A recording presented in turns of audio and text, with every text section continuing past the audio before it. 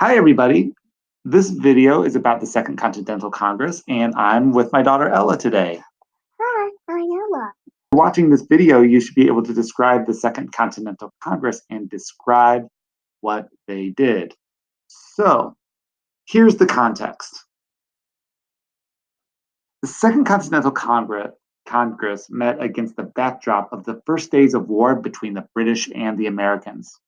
While there is fighting between the colonists and perhaps the most powerful military on the planet, there is not consensus on what should happen next in the colonies. There are a number of colonists, called loyalists, that think that the colonies should remain a part of the British Empire.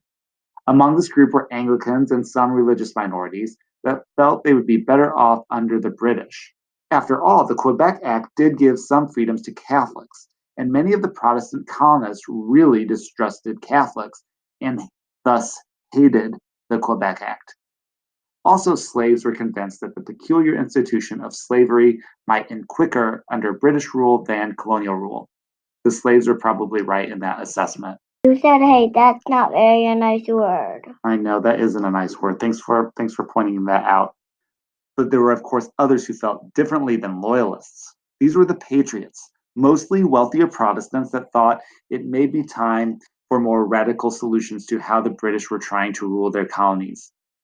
The war started with the battles of Lexington and Concord on April 19th, 1775, when colonial Minutemen, named Minutemen because they claimed they could be ready to fight on a minute's notice, engaged the British Redcoats.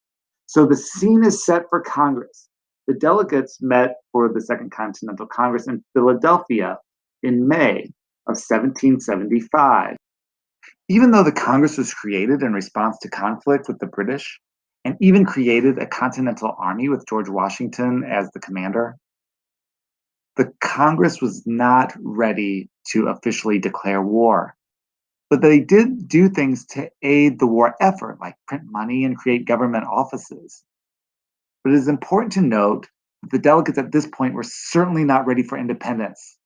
Like a lot of people in the colonies, there just wasn't consensus about how much to reconcile or to resist the British. Perhaps what best illustrates the conciliatory faction in the Second Continental Congress was the Olive Branch Petition. The petition was officially adopted on July 5th, 1775, and tried to reconcile the differences between the British and the colonists. They sent it off to the king, but old King George ignored the request. Regardless of the indecision at the Second Continental Congress about what should be the colony's next move, they found the right man to command the troops in George Washington. So here's a joke.